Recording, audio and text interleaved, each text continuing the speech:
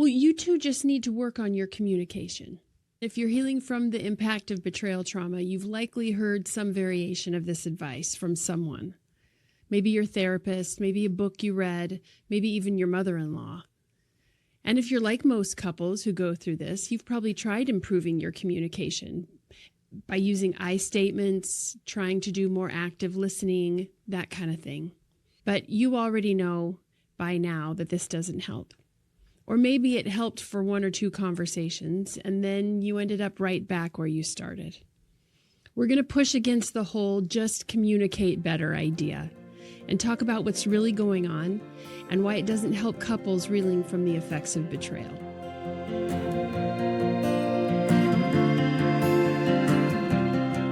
If your relationship has been shattered by betrayal and you feel stuck and lost, you're in the right place. This is From Crisis to Connection, a closer look at the process of how couples in crisis transform betrayal into healing, rejuvenating connection. Every episode, we dissect the healing journey so you can understand what actually works and what you can do to thrive again. You'll step onto a clear path toward personal wholeness and vibrant partnership. We are your hosts, Jeff and Jody Stewart.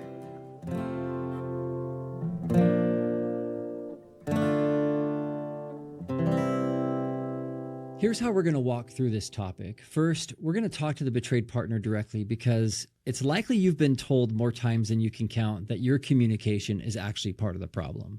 And then we'll talk to the recovering partner because there is a version of good communication that recovering partners learn that actually keeps the relationship stuck. Then we'll talk to the two of you together about what we think is actually going on and what the therapy world has backwards and what you can do instead.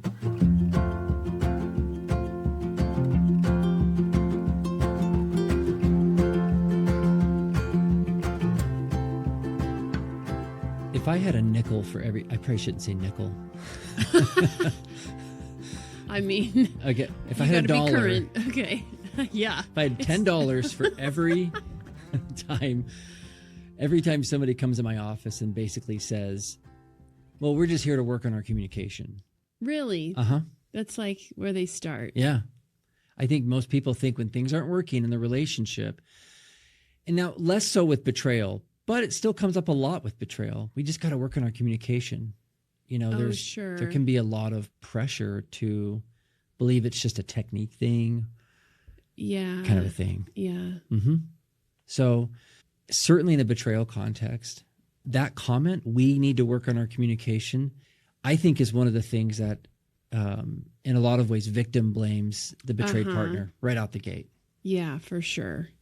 And it's kind of safe too, because then you can like come in the door and not say, so like we're bleeding out because some really serious things are happening, but it's like what's happening, it's manageable. We just need a little bit of help, but we got it. We just help us with our words or whatever. Like it's kind of surface level that might even serve as a smoke screen, right? Which of course it's your job to kind of see through that. Yeah. Yeah, it just is like that famous sort of saying, right? Like rearranging deck chairs on the Titanic. Yeah, exactly. Kind of a thing. It's just it may seem like let's get some order up here, even though the whole thing is really going down. Mm-hmm. Is there a place eventually in the recovery process for couples where the communication stuff matters? Figuring that out? Yeah. Sure. I don't think that it's helpful just to sort of act like that doesn't matter. Mm-hmm. But like all of this, and we talk a lot about this on this podcast, is that the triage matters big time. Yeah. The order matters. But here's the thing that I think I think it's a missed opportunity because a lot of the times it's like we're not communicating well, or the message gets sent to the betrayed partner that they're bad communicators. And I'm like, yeah, most people that are on fire are not great communicators. Yeah, I'm kind of thinking about that too. Mm-hmm. Like it's not a time to quote unquote justify bad behavior. Mm-hmm. And at the same time, like when you're all stirred up and kind of living in a panic, you can't, it's like that part of your brain is so hijacked. It can't be called on to be pleasant or for better communication. Diplomatic. Yeah, exactly. Right. But I would say that all of the ways that a betrayed partner is reacting and responding, I think that is communication. Oh, well, yeah. Yeah. Okay. I love that you brought that up. Because I'm thinking of, we have kids, and when they were little and they're hurting and crying, or, wailing on the side of the road because they fell off their bike or got hurt or whatever, like they don't maybe have words, or they're just in this fight or flight or whatever, but they're definitely communicating to us something. Distress. Yes. Come comfort me. Yes. I'm not doing great. Mm-hmm. Something. We're always communicating. Yeah, something. Yeah, it's true. So yeah. This whole idea, I think sometimes that whole we're not communicating well, it can sometimes be dressed up as, I can't handle all the pain that you're experiencing right now. So you need to say it differently or not say it. Oh, yeah. It can be a control tactic. I think so. That way, yeah. Yeah. Yeah, I love how you kind of blew that wide open, that the communication is actually happening. Mm-hmm. So is there any validity in seeking for better forms of communication? That's a great question. So to a betrayed partner? Yes. Yeah.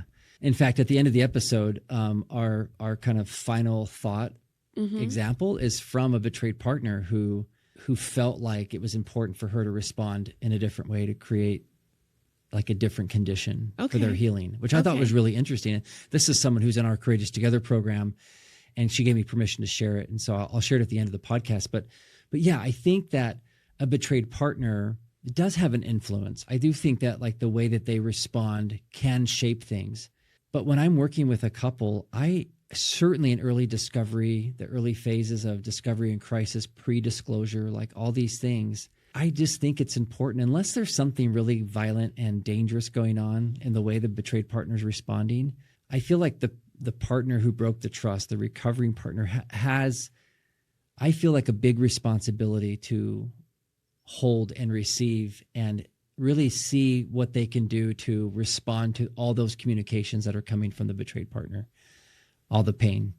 Yeah. That's their work, is to learn how to hold that and see it and care about it. And that's so much of what I do with folks in this early stage. But the betrayed partner, in my experience, none of them, very, very few, if any of them, love the way they're responding. Sure. Yeah. They don't feel like People themselves. don't love being in distress or being super reactive or even just feeling on edge and anxious. Mm-hmm.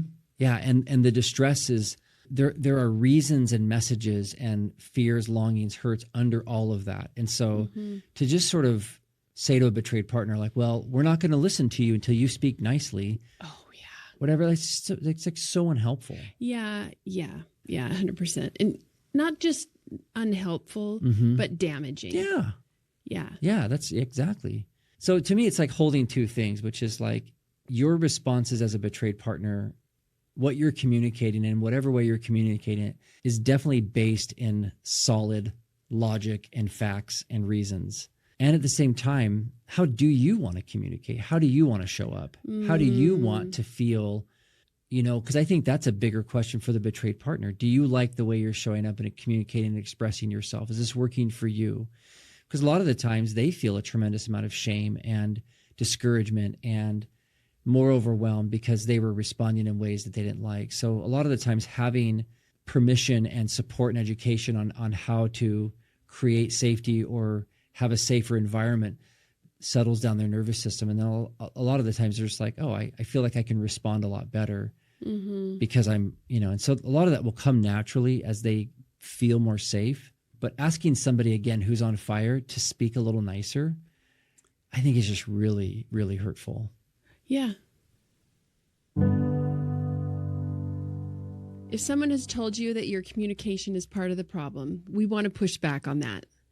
Everything you're experiencing right now, the intensity, the pain, the reactivity, all of that is communication. It's not always clear, but it is legitimate. And it makes complete sense given what you've been through. Asking someone who's been through what you've been through to speak more calmly or to choose better words is not a communication problem to solve. It's actually a pain problem that needs to be received.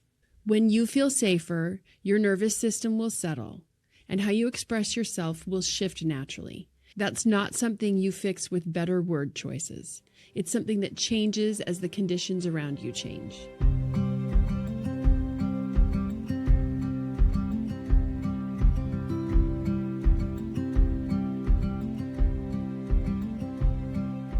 So when talking about the partner who broke the trust, the recovering partner, and we've already mentioned this in this other segment around the betrayed partner, that they have to be very careful to not turn this into a blaming thing. Sure. Right? Focusing on like, well, you're communicating about this incorrectly, and communication matters. I just think there has to be some ownership around the fact that, if you're the one that broke the trust, you can't lead with that.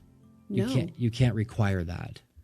Yeah, you changed the rules of engagement. Mm-hmm. You did that with the betrayal. So the validity of you asking for somebody to talk nicer or use different words or even lower your tone. Yeah. Am I right about this? Yeah, these are the things that get said.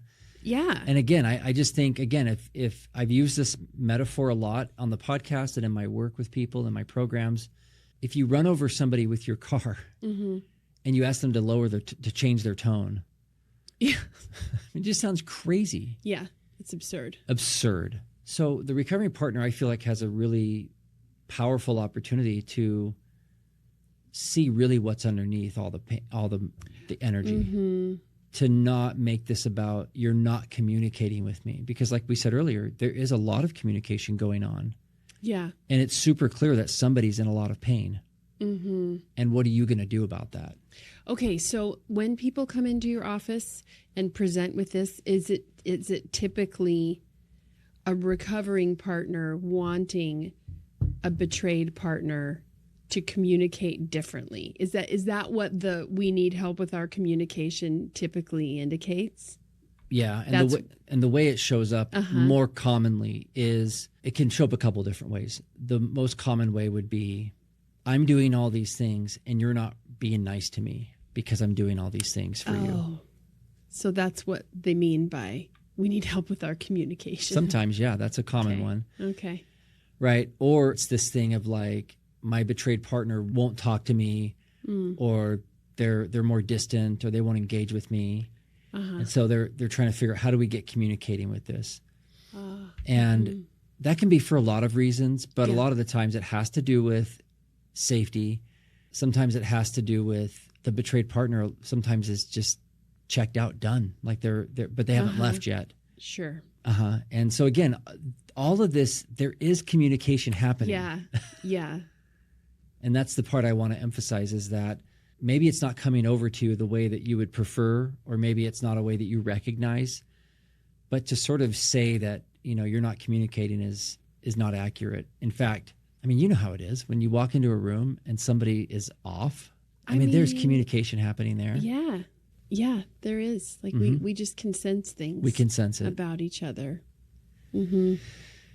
Yeah. So I think the key point here is, if you're trying to rebuild trust with somebody that you've hurt, what they generally want to talk about is how you hurt them. Yeah. Yeah.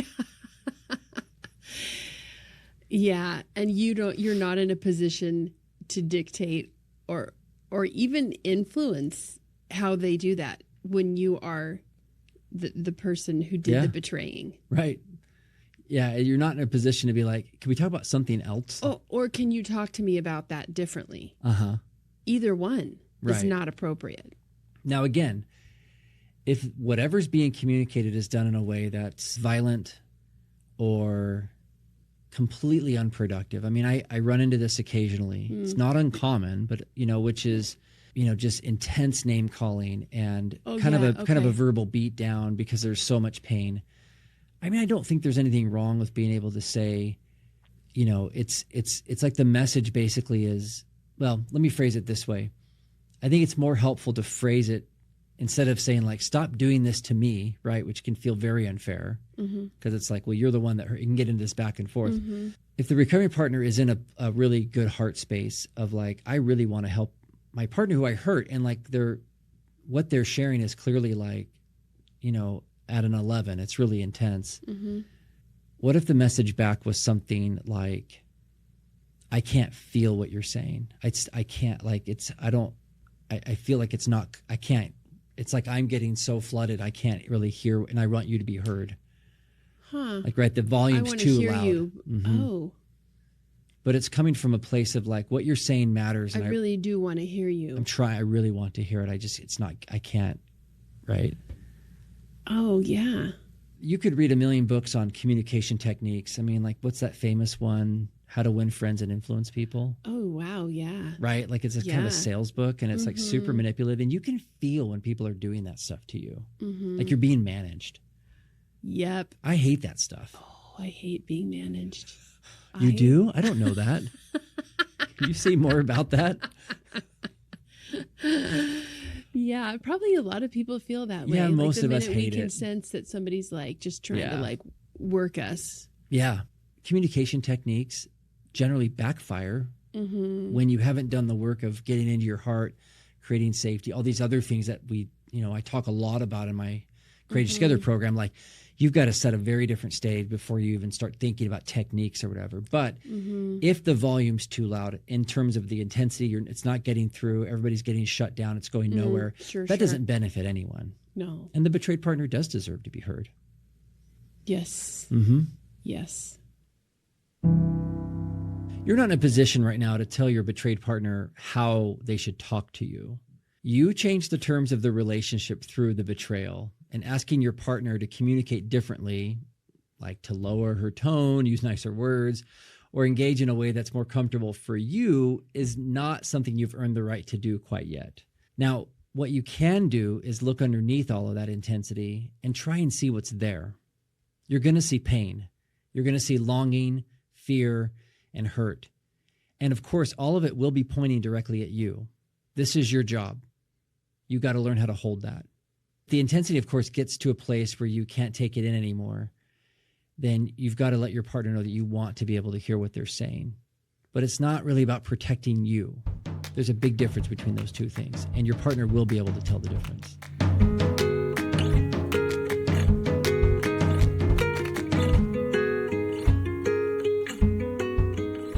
All right, now talking about the impact on the couple and what to do with this, I want to reference back to an experience you had recently with someone in your life. We obviously won't name names for privacy. Okay. And it's not me this time. Okay. You were having a conversation with somebody who they were trying to like reach out and see if they could repair this relationship situation with you. Oh, okay. Right. Okay. Where their feelings had been really hurt by something years ago. But anyway, it just was messy. But their way of doing it was trying to just have good communication skills, right? Ask good questions, be interested in your life. Yeah. Yeah. You know what I'm talking about? Yeah. Yeah. And I would love, if you can, I know I'm kind of putting you on the spot here. We didn't rehearse this part. We don't rehearse any of this, actually. It's just better that way. It's just better that way. Can you share what your process was with that? What was, because it got in the way for you. Yeah, that's so interesting. Yeah. So when the reaching out first started, I thought, oh, okay. I mean, this is nice. This is a little bit of a bridge, maybe, potentially. But as it kind of morphed into, like you said, we're going to rebuild this thing by just showing interest in each other's lives, I was like, ugh. Yeah. Yeah, I felt immediately deflated by that, and I felt like I was being asked to do something that I couldn't do. Yeah, why? What was in the way for you with that? What was in the way was, I guess, for me to be able to step back into a relationship with somebody under these conditions. I can't just go directly to communicating about the surface, everyday stuff, while there's this giant elephant in the room. There's something that kept them from engaging with me for years. Right. And to me, that's a big elephant that and attempts to skirt around that. I can't see around the elephant. Yeah. to get to that. That's just how I work. And I also think how trust works. Okay. I think that's universal. Okay, so So somebody attempting to rebuild trust by skirting around that, is that just an avoidance of the real matter at hand? I mean, that's how I see it. I think you have to talk about that, because if it Okay. was enough to end the relationship or fundamentally alter it in some way, Yeah. then how do you repair that burned out bridge? Kind How do you of, cross it? I don't know. Yeah. Well, that's interesting because I have a tendency when I'm in situations like this just to tell myself, yeah, maybe a lot of other people could do it this way. I just can't. I can't see around the elephant, and I don't know how to be a different kind of person.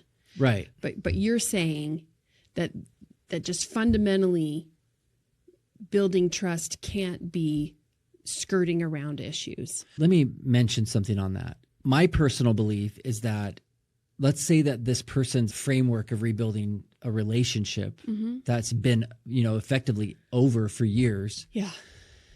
their way of doing it is to just get caught up and start talking and just being friendly again. Okay. I don't think that whatever the method is, I don't know that there's a right or wrong way to do that. But I do think you have to be able to acknowledge that we're doing this because this relationship was damaged, and this is, there's Can we like warm things there's up a an little agreement bit? on that we're going to do this as a way to rebuild and get to a place, but if it's never really talked about and it just is sort of like we're not addressing, then no, I don't know. then you don't know where it's going. That's true. That's all I'm saying. Which is okay. Okay, yeah, that's if it's in the super helpful. service of mending, just warming things up, Yes. so then we can like yes, have kind of address some of the stickier things. Then sure. yeah. Okay. So I bring this example up because I don't think leading with communication skills or techniques is really ever the right way when you're dealing with a really shattered, broken connection. Because that's what everybody's paying attention to, is how distant it feels or how unsafe it feels or that something's off between us. And it's like you're monitoring that the whole time, even while you might on paper or sort of objectively on the outside be having really nice, pleasant conversations. Okay, but I guess that's just the thing to me. I want to describe that as a facade because what appears to be like a nice, pleasant conversation doesn't feel That's what I'm to saying. me like it's nice and pleasant. Exactly. Internally, you're referencing the broken bond. Yeah. Even though on the outside you're playing along with what looks like what a good relationship would look like on the surface. Yeah. And a good relationship is really internally safe. Okay. And people are relaxed. And you can just you're not referencing the fact that there's this broken thing all the time. Yeah. So at some point, you got to get into the broken thing. Okay, yeah. I just think that safety and naming that first. And then, I don't know, I just feel like when I'm relaxed, my communication skills rock. Well, yeah. Most of us feel. Yeah. And interestingly enough, it's never, especially at that point, it's never about the words you use or some of those little other like skillful details that we try to build up in ourselves. Like it really is genuinely about just a warm and open interaction, even around difficult things. Yep. Yeah. Because man, when I'm feeling threatened or cornered or unsafe like that, I'm not really a great communicator. I mean, I'm okay, but like, some people might feel like they thrive under those, but it's not connecting. Yeah. It's more about winning or dominating or organizing. I don't know. It's just different than when you're relaxed and feel secure and safe. That is so much of the work that has to happen in order for there to be what we would call communication skills. Trying to rebuild a broken connection through communication skills alone is like trying to warm up a relationship by having pleasant surface conversations while the real damage goes unaddressed. You can technically be doing everything right while the other person is still internally referencing the broken bond the entire time.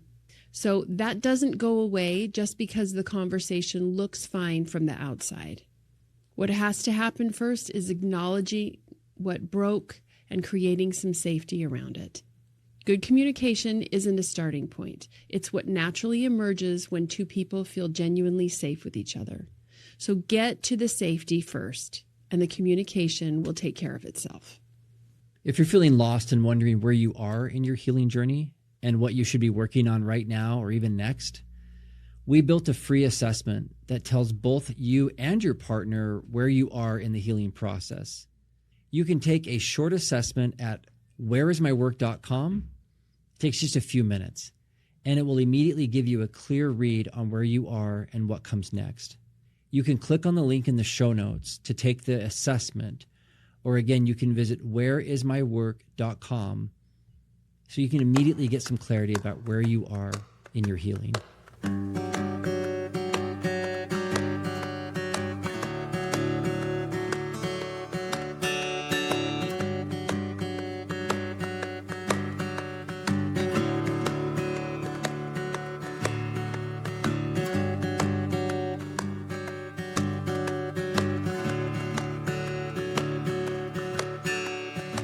Before we sign off, we want to show you an example of couples doing the work of healing, learning, and growth. It doesn't matter where you are in your journey as a couple because your work doesn't stop. It just changes. As I mentioned earlier in the podcast, I received a note from someone in our program who had a realization based on, I'd sent an email out about keeping promises and stuff like that. And it was more just about general marriage stuff, but she took it and was like thinking about just her own commitment to her own recovery process and what she was trying to do to create the best possible outcome for their whole situation. Anyway, so that's kind of the setup for this.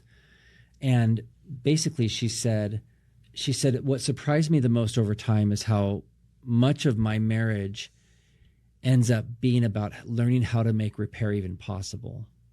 Okay. And then she said, I saw a small version of that with my dad. He was a good man, but he had a temper and could be pretty harsh as a disciplinarian. And as an adult, I finally told him that I understood parenting isn't easy, but that part was most hurtful. And that the part that was the most hurtful was he never apologized to me. To my surprise, he immediately apologized. And then he apologized some more, a lot more. And I think I made it safe enough for him to do that. And it brought some closure for both of us. She said, so I've tried to carry forward this idea that I can do something to make it safe to say hard things. Oh, interesting. And then make it safe to keep repairing them afterwards. So anyway, then she says, fast forward to my marriage now of 35 years. And she says, this has mattered more than she ever imagined. And she talks about her husband's pornography addiction. And she says, I didn't even know this was going on in my marriage until like a year ago when she discovered it. So that's a long time. It was devastating, obviously, in a lot of ways. But she says, one thing I've tried to hold on to since that experience with her dad and just what she's learned is she goes, I want him to talk. I want him to share what's going on for him. Right. And she goes, the one thing I can do is try to make the conversations safe enough so that the honesty doesn't just shut down because it's uncomfortable, meaning that it's safe enough so shame doesn't run the whole show. What surprised me is that this time, while it's extremely painful, it's also been strangely strengthening. He's done a lot of work. He's put together every resource he can find. He's now living with a level of structure and consistency I didn't know he's capable of. Routines, check-ins, the whole thing. She goes, so I didn't realize I was actually doing this, but she says, I'm realizing that in order to keep creating safety enough in the relationship that truth and repair can actually happen, even when I'd really just prefer we skip to the part where everything is already fixed.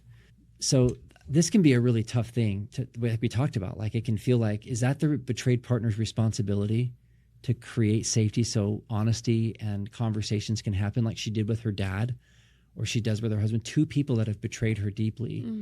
That's a very difficult and delicate thing to talk about. Yeah, and we don't know the details of what change that was like in her, right? In her experience, but just on like in a really basic level. I mean, just the difference between having somebody apologize to you and your response is to berate them, right, as opposed to show them what that I mean, how it, instead of protect yourself, like let them see a little bit of the pain. Maybe let yourself show some of the hurt and be honest about how it's affected you. And that kind of a thing can be really powerful. Yeah. Yeah. And I think that what you're saying, there's a key piece there, which is you're actually responding in a way that's going to invite more like honesty and reality, including your own, about how things have impacted you as the betrayed partner, and expecting the other person to also show up and just keep things level enough to where you can actually stay in a repair conversation. Yeah. Which, thankfully in her case, both people that had hurt her wanted repair. Yes. And I think that's a big piece of this. I don't know what she would have done or how that would work or what the expectation would be of her if she was up against somebody who was constantly just like defensive or justifying or blaming her. Yeah. So I think that their humility, openness, and willingness creates an upward cycle, an upward spiral, if you will, of making that easier for her to do as well. I think it definitely goes both ways in terms of creating an environment where you can have these hard conversations. But I was really encouraged by that. And that's so much of what I want for couples. And I love how she's getting that result in her work in our program, and that she can just see that she's just not powerless, but she can start to influence repair and healing as well, even though she's the one that was hurt.